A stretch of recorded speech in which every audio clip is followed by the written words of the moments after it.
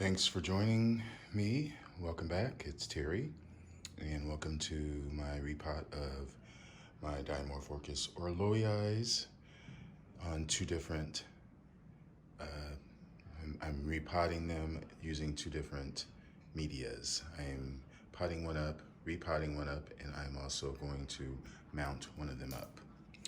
This one I'm going to mount up, and this one I'm going to pot up. Because this has two plants, this has one plant, and as you can see, there is a nice root. I'm mounting it on this mount. Does have some, I did have my bulbophyllum phalaenopsis on this years ago, but it was only on here for maybe a few weeks. So, it's just been sitting like that for the years since then, so I cleaned it up, and it should be fairly good to go. I'm gonna add some more sphagnum and clip it on there. And this one, of course, is a simple explanation. It's already got the peanuts in there. I'm just going to put it in there and backfill it with some sphagnum and some bark. The decision, the way that I made the decision, besides doing my research. Okay, and what the Bibles say, Dimorphorchis, Vanda tribe, pronounced Dimorphorchis, Lowii Roth, 3 species, skipping on down to Lowii, but actually has been placed with Arachnus, Renanthera, Vanda, epiphytic pendant stems, but specifically for Lowii, grows on branches of trees along rivers and other wet areas. What I predicted. Its long pendulous stems, large fragrant flowers are extremely striking, does not tolerate disturbance of roots. Large size. See what this says, probably the same. Bright light, almost full sun, year-round moisture, good air circulation. Glasshouse conditions. Basically says the same thing. Sea level, up into the mountainous regions. Lower 2 or 3 flowers are, whatever, different. Also different colors, different shape, strong fragrance. The remaining flowers are not fragrant. So yeah, flowers from autumn to early winter. So, and that's what the flowers look like. And this is the Dimorphorchis genus of orchids, the species that they get pretty big, but then they get on each inflorescence, which is very pliable and flexible. It's pendant. The flowers can be different colored and different shaped. But before I get started doing that, press the like button and subscribe to my channel, please. While I have a sip of wine. Tonight I am drinking some Rot Gut 2013 Brunello Montalcino Casalforno. Someone left here. It's not a really good year, so it's Rot Gut. But anywho, yeah, I'm gonna set the camera down and then I'm gonna just begin to, hopefully I can turn this thing around, but it doesn't look like it's going to, so I'm gonna stop this and then when I come back, you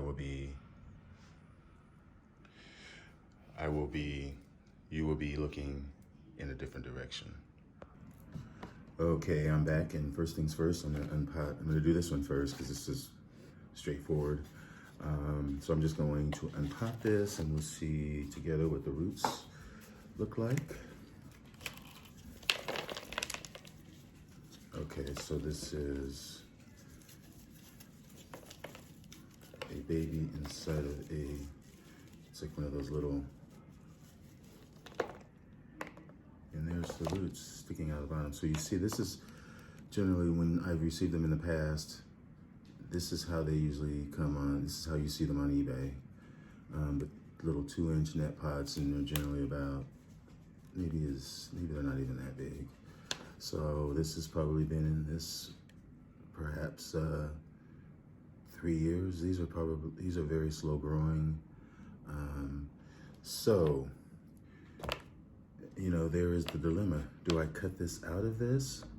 I think I do, because I have to get that the coconut husk away from the plant.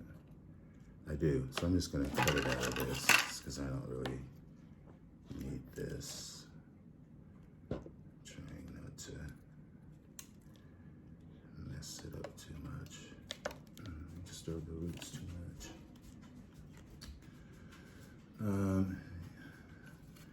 You know what? The more that I look at this, you can see it from the bottom. It is there's nothing in there. There's nothing in there but the roots. So what I think, there might be a little bit of husk just stuck in the top. But really, there was no husk. It's just the roots are just stuck inside of that plastic. So I think I'm just going to leave it like that and pray that the roots extend, the roots that are coming out and are active. And there are some more that are in here as well. I mean, I could probably pry it out if I want to, but you can see they're all wrapped around this thing. And I don't want to disturb it so much. So I'm going to set this down.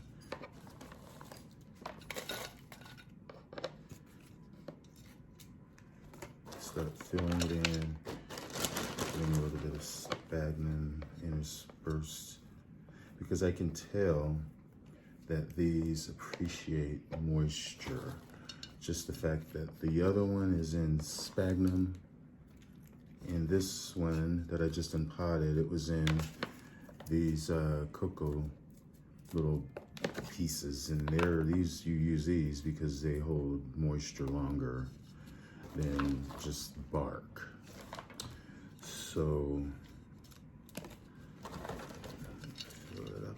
This probably is going to be a little bit over potted, but I think I'm not going to. I think I'm just going to pot it a little bit inside of the pot so that their roots aren't overwhelmed by the size of the pot, if that makes any sense. I don't want it to have too much distance between the pot and the bottom. I just don't want, I want it to have a free flow, and the less, the better. So, you know, I'm really inclined just to leave it like it is. It's out of most of what it was in. Got some sphagnum tucked in there.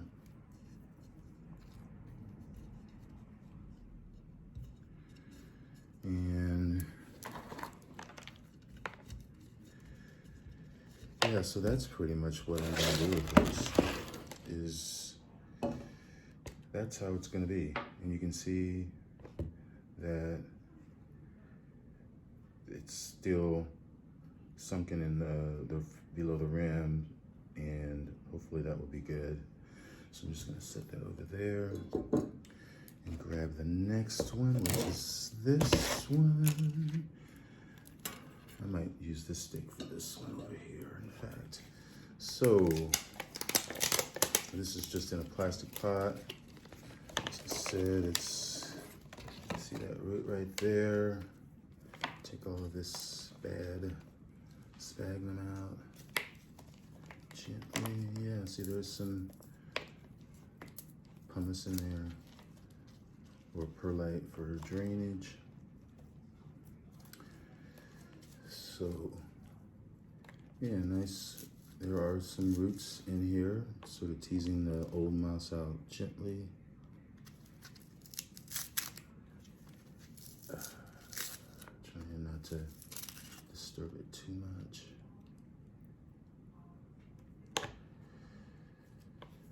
And there's a little kiki at the base. Get most of it off. And that's not so bad of a root system.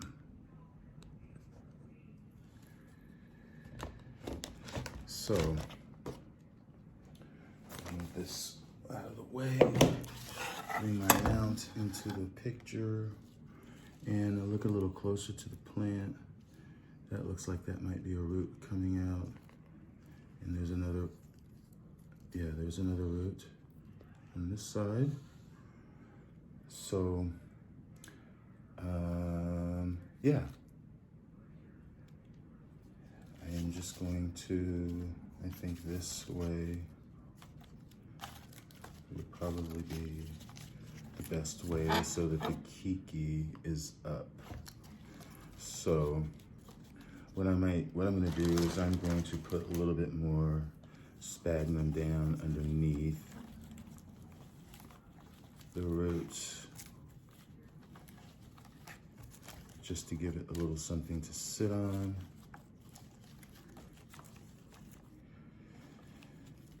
And what I'm gonna do is put this in here. I see a little bug in the plant.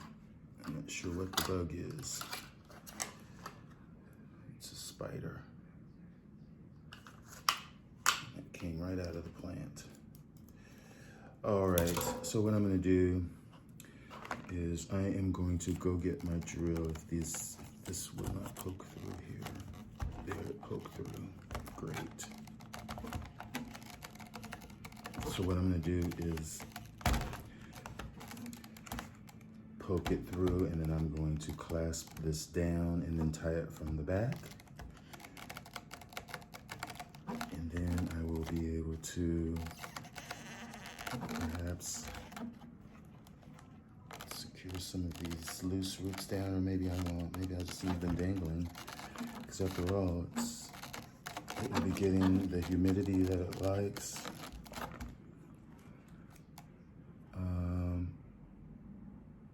Hopefully you know, I've been doing this whole video and I've been whispering, so I'm hoping you're hearing me, because I'm not doing the video over. Just turn my mic on, and of course, I'm sure you're hearing me now. I'm full on stereo, 8 minutes into the video, but I am just making a little clasp when I got it, forcing it through gently.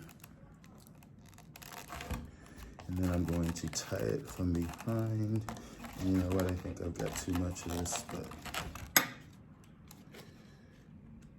it will be okay. Try to wiggle this forward. There. Fabulous. Now I just need to get this in deeper. Okay, you know what? I'm gonna just go get my drill a hole, and I'll be right back. Thanks for watching, and stick with me. All right, folks, I'm back, finally. Went and got my drill, and you can see that I've got it in there, held in there. And what I'm gonna do is tie it from behind, with the sphagnum is tucked behind there, which I will deal with here shortly. But yeah, I'm just twisting it together loosely, just to keep it there. Not trying to pull on it too much. And of course, yeah, sphagnum is falling. I'll just tuck it back in. No biggie. I'm gonna probably put some string on it. So yeah, it's a little loose, but that's pretty much where I want it to be. And this little sphagnum that fell, what I'm gonna do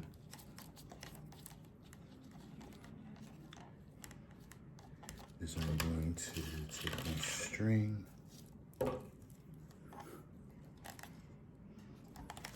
and just loosely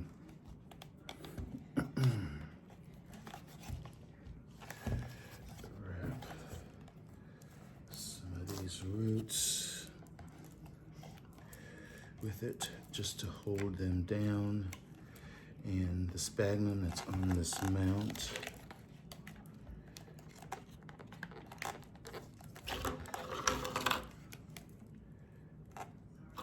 And that's pretty much it. We've seen this done a gazillion times before. And then I just have to tie the ends. And the other end is over here.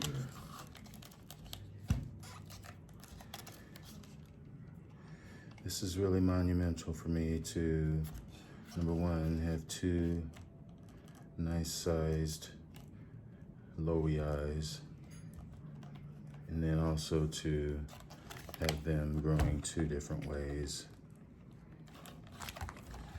So I'm pleased to be taking you all with me on this journey.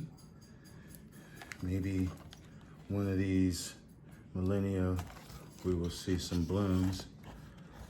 I'll try to post a picture of what I was referring to if I haven't already at this point. But yeah, this is my video. These are my newly mounted and repotted Dimorphorchis Lowii eyes. Thanks for watching, everyone. Hopefully you enjoyed this video. Press the like button. Wish me luck. I'll keep you posted. Thanks for watching. Bye.